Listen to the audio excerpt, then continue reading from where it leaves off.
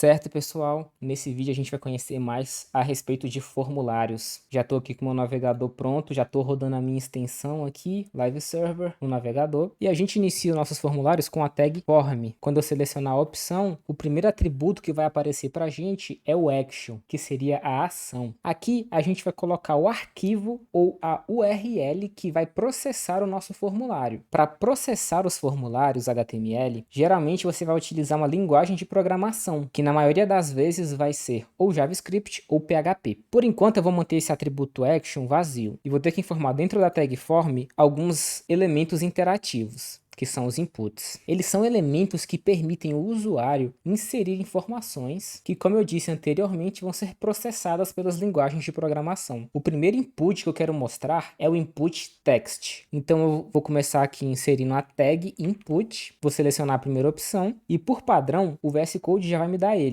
dar esse input text. O que define o tipo do input vai ser esse atributo type. Então já podemos ver que, por padrão, o VS Code me dá o input do tipo texto. E note também que o input é uma tag que não possui a tag de fechamento, assim como a tag de imagem que a gente já viu anteriormente. Ele não possui essa tag que o body, o form e até mesmo o próprio HTML possuem. Após salvar o arquivo, a gente já pode ver aqui do lado um campo de texto. E se eu clicar nele, eu posso inserir aqui algum texto, posso digitar nele livremente. Mas da forma que esse campo está aqui agora, o usuário não sabe o que precisa informar nesse campo. Se é o nome, o e-mail, o telefone. Por isso, juntamente com as tags de formulário, a gente pode utilizar uma tag chamada label, que é um rótulo. Então, logo abaixo aqui da abertura da tag form, eu vou digitar label e ao selecionar a opção, o VS Code já vai me apresentar um atributo chamado for, que seria para em português. Então, seria um rótulo para. Aqui dentro eu vou informar para qual input é esse rótulo. No meu caso, eu quero que essa label seja o rótulo desse input text aqui embaixo, que é para informar o nome do usuário. Para fazer isso, eu preciso de alguma forma ligar essas duas tags. E eu posso fazer isso através do atributo id. A gente já viu essa nossa tag id anteriormente para ligar um link a uma outra tag HTML e fazer com que dessa forma o usuário navegue na nossa página de forma mais rápida. Então aqui no meu input eu vou criar um id e vou colocar o valor aqui de nome. E aqui dentro eu também vou colocar o valor de nome, ou seja, eu estou fazendo uma ligação entre os dois aqui agora. Aqui como valor de label eu vou colocar apenas nome. Vou salvar, colocar uns 2 pontos para ficar mais bonitinho.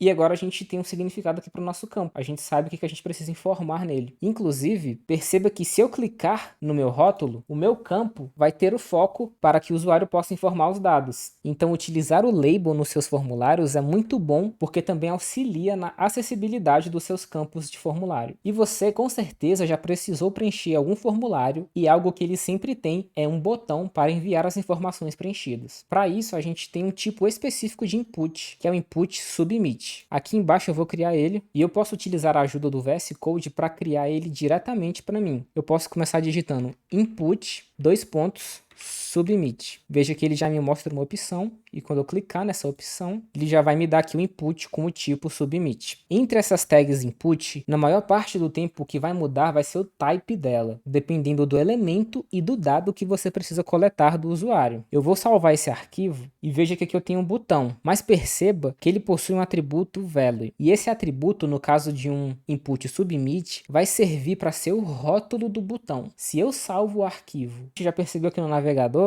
esse botão ele não tem nenhum dado aqui dentro, ele não tem nenhuma informação, não tem nenhuma label, nenhum rótulo. Então aqui dentro do value eu vou escrever enviar. Quando eu salvar, posso ver que agora o meu botão tem um rótulo aqui dentro. E quando eu clicar nesse botão, você vai perceber que algo é executado na página. Isso é o navegador executando essa action do meu formulário. Mas como ela está em branco, a página é apenas atualizada. Então toda vez que eu clico aqui, a página atualiza aqui em cima. Por exemplo, eu vou digitar aqui meu nome e clicar em enviar. A página atualizou e apagou o meu dado. Capturar e trabalhar com os dados do action ou do submit são tarefas executadas por linguagem de programação. E por conta disso, elas fogem um pouco do escopo desse curso, mas a gente pode visualizar os dados que a gente informou no formulário da seguinte maneira. Perceba que aqui na URL do meu arquivo HTML, ela está conforme a gente executou o nosso servidor através da extensão do VS Code. Então tem um IP aqui local da nossa máquina, uma porta e o nosso arquivo, que é o index.html, que está sendo servido através de um servidor aqui, que faz o uso daquela nossa extensão que a gente baixou do VS Code. Para que o valor informado aqui seja capturado e repassado para o submit, eu preciso incluir no nos meus inputs o atributo name. Como o único campo que a gente tem nesse nosso formulário até o momento é esse de informar o nome, eu posso vir aqui e incluir um atributo name, e como nome dele, eu vou botar o valor de nome. E perceba que agora, quando eu preencher esse campo e clicar no botão de enviar, aqui em cima no navegador, deixa eu puxar um pouquinho para a gente visualizar melhor.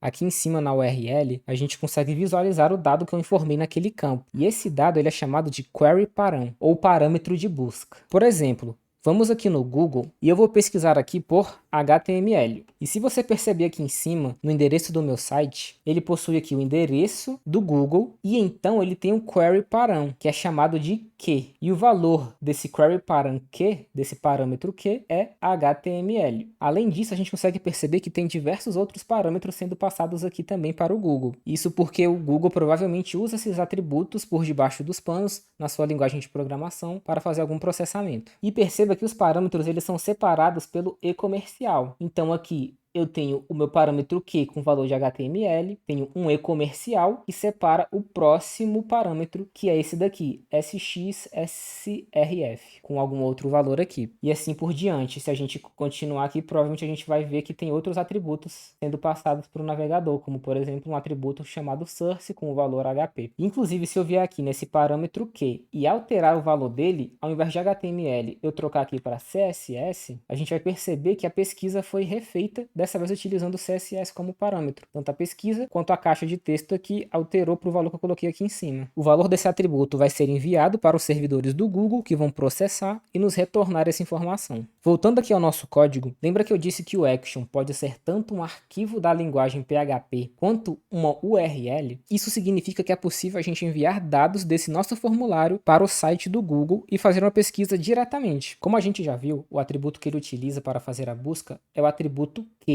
Nós podemos fazer o seguinte, vamos alterar aqui o nosso action para o site do Google. Então eu vou copiar aqui essa parte aqui do até o search, vou colar aqui dentro e vou salvar meu arquivo. E lembra que aqui no nosso site, esse atributo nome foi passado como parâmetro, a gente pode alterar o nome dele para Q. Então eu vou vir aqui no meu código, vou alterar o nome para Q. Eu posso alterar aqui inclusive para fazer mais sentido a label para termo, a minha ID para termo e o meu rótulo também para fazer a ligação com esse meu novo ID aqui desse input abaixo, apenas para que faça mais sentido. E antes de enviar, vamos remover o action só para a gente fazer um teste. Então vou remover aqui essa nossa URL do Google, vou salvar o meu arquivo, eu vou informar aqui o valor HTML e vou clicar em enviar. Perceba que aqui ficou como 1, isso porque eu digitei aqui errado, não percebi, então é que na verdade. Vou salvar novamente e agora sim, vou digitar aqui HTML, vou clicar em enviar e perceba que aqui em cima agora eu tenho o atributo Q igual a HTML, muito parecido com o que a gente precisa enviar aqui para o Google, um Q e o valor que a gente quer pesquisar. Então eu vou voltar aqui na minha aplicação, vou colocar aqui de volta esse action, vou salvar o meu arquivo e agora se eu pesquisar aqui por HTML e clicar em enviar, perceba que a gente fez uma consulta com aquele nosso termo através do nosso site lá no Google. O formulário utilizou essa action com essa URL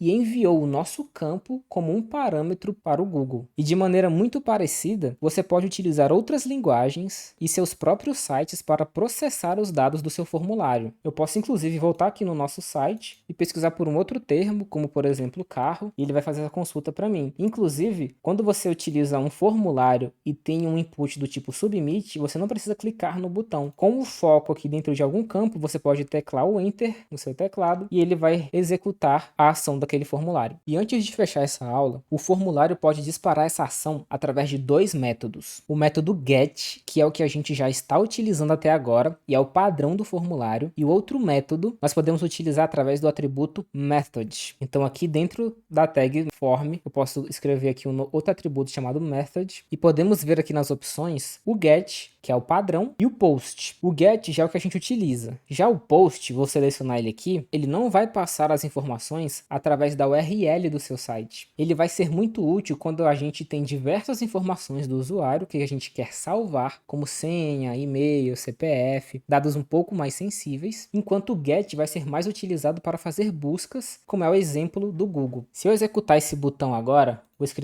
escrever aqui HTML novamente e clicar em enviar, a gente vai receber um erro do Google, porque ele não espera receber um método post nesse endereço. Ele mesmo já fala aqui pra gente. E como a gente pode ver aqui na URL, não foi passado nenhum parâmetro. Eles foram passados internamente, mas o Google não aceita esse método de requisição. Então eu vou voltar aqui, vou apagar esse atributo para que o nosso código volte a funcionar e pronto. Dessa forma a gente criou algo bem similar ao que essa página inicial do Google faz em HTML. Ele vai ter um formulário com um campo e quando a gente clica no botão ou a gente tecla Enter, ele dispara uma ação chamando aquele outro site, passando dentro daquele atributo o valor que o usuário informou nesse campo. Bom pessoal, para o vídeo de hoje é isso. Eu espero que vocês tenham gostado dessa forma bem legal aí da gente utilizar o formulário junto com o Google, para que a gente possa entender como funcionam os métodos do formulário. Se vocês gostaram, cliquem aí no gostei, se inscrevam no canal e te vejo na próxima.